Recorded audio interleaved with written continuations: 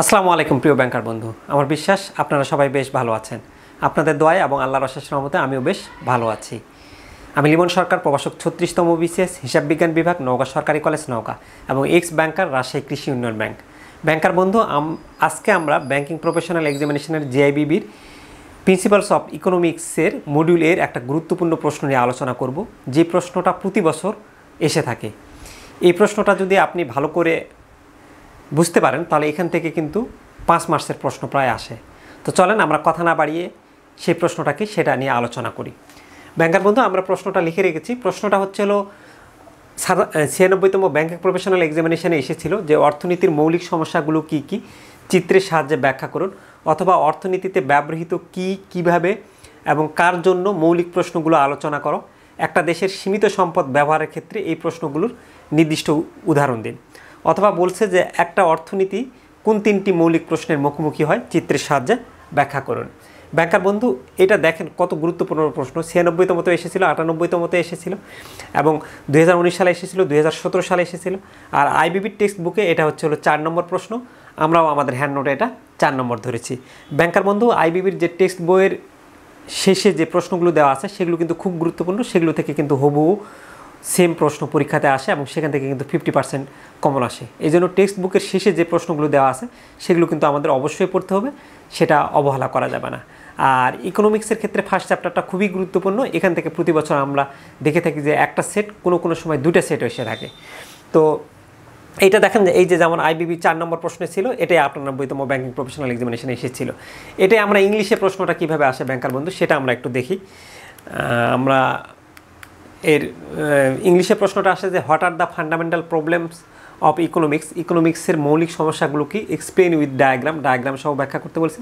Or discuss the basic questions of what, how and for whom as used in ইকোনমিক্সের basic কোয়েশ্চেনগুলো what, how এবং for whom কি ব্যবহৃত হয়। Give specific examples of this questions with respect to the use of a country limited resources, উদাহরণসহ ব্যাখ্যা করতে বলছে।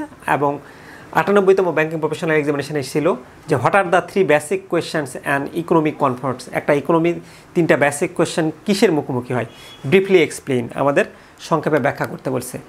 তো ব্যাংকার বন্ধু চলেন, আমাদের মেইনলি মৌলিক অর্থনৈতিক সমস্যা হচ্ছে ব্যাংকার বন্ধু 3টা। তো এর মধ্যে প্রথমটা হচ্ছে কি দ্রব্য উৎপাদন করতে হবে, দ্বিতীয় নম্বরটি হচ্ছে আমাদের কিভাবে উৎপাদন করতে হবে, আর 3 নম্বরটি হচ্ছে কার জন্য উৎপাদন করতে হবে। তো প্রথমেই আমরা এই কি দ্রব্য উৎপাদন করতে হবে ব্যাংকার বন্ধু সেটা নিয়ে একটু আলোচনা করি। ব্যাংকার বন্ধু, আপনারা জানেন যে একটা রাষ্ট্রের বা একটা সমাজের আমরা সবসময় জানি যে আমাদের সম্পদ সীমিত কিন্তু অভাব অসীম। তাহলে এই সীমিত সম্পদ দিয়ে কিন্তু আমরা সকল পণ্য উৎপাদন করতে পারবো না। তাহলে একটা রাষ্ট্র ঠিক করে নিবে যে সে তার খাদ্য, বস্ত্র, বাসস্থান, চিকিৎসা, তার দেশের অর্থনীতি অনুসারে কোন অভাবটাকে সে সবার আগে মিটাবে। সে কি ধান আগে উৎপাদন করবে, নাকি গম উৎপাদন করবে, নাকি চিয়া সিড আগে উৎপাদন করবে, নাকি কাজু বাদাম উৎপাদন করবে, তার দেশের প্রায়োরিটি অনুসারে সে যেটা বেশি দরকার সেটা উৎপাদন করবে। তো এখানে আবার অনেক সময় এরকম চলে আসে যে সে হয়তো বা ধান এবং গমের মধ্যে সে চিন্তা করলো যে 2 বিঘা জমি আছে, তার কিছু অংশে সে ধান লাগালো, কিছু অংশে আপনার গম লাগালো আর কি, অর্থাৎ 2টার মধ্যে সংমিশ্রণ করলো।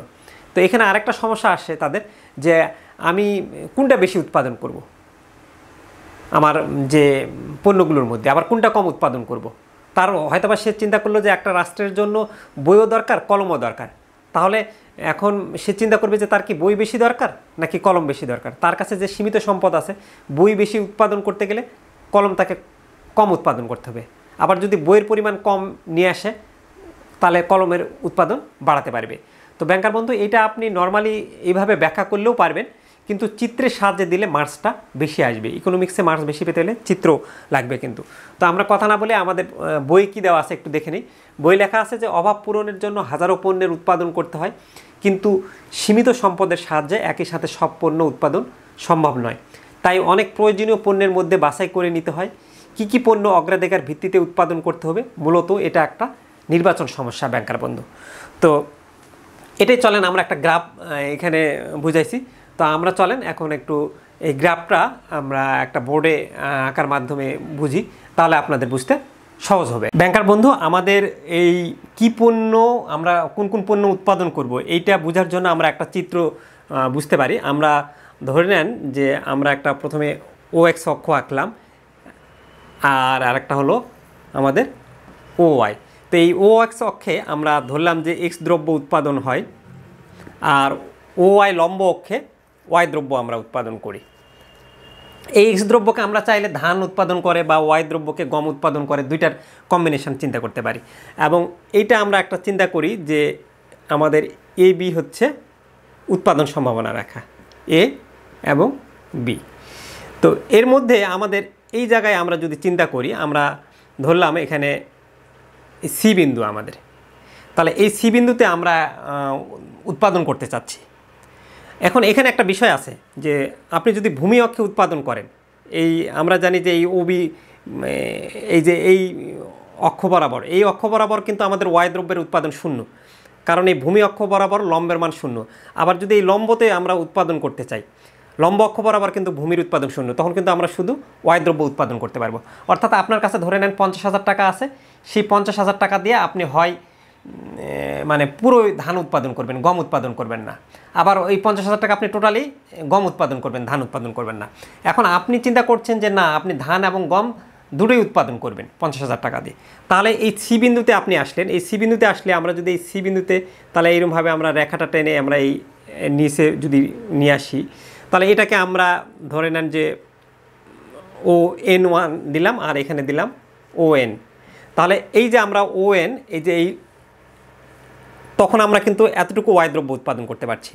আর এখানে আমাদের ON, তখন আমরা কিন্তু এতটুকু X দ্রব্য উৎপাদন করতে পারছি। এখন আমাদের এই চিন্তা, এই এতটুকু X দ্রব্য আছে, তো এখন আমরা ধরে নেন চিন্তা করলাম যে আমাদের X দ্রব্যের পরিমাণ আরও বাড়াতে হবে, বা আমাদের গমের পরিমাণ আরও আমাদের লাগবে বেশি। তাহলে আমার গমের পরিমাণ বাড়াতে গেলে কি এই দিকে যেতে হবে। তাহলে এই দিকে গেলে আমরা ধরে নিলাম যে এখানে একটা আমাদের এটা হচ্ছে হলো D বিন্দু। তাহলে এই D বিন্দুতে আমরা কি করব, একটা আবার টানলাম আমরা। তাহলে এই D বিন্দুতে এখন N1-এর আমরা আরও উৎপাদন বাড়াতে চাচ্ছি, তাহলে এখানে N2। দেখেন এই X দ্রব্যের পরিমাণ কি, এই N1 এতটুকু ছিল, N2 এতটুকু, তার মানে X দ্রব্যের পরিমাণ বেড়ে গেল না। এখন X দ্রব্যের পরিমাণ বাড়াতে গেলে, একটা জিনিস বাড়াতে গেলে তখন কিন্তু আরেকটার উৎপাদন পরিমাণ কমাতে হবে। তো এখানে আপনি দেখেন, এটাকে আমরা ধরলাম সাপোজ OM2।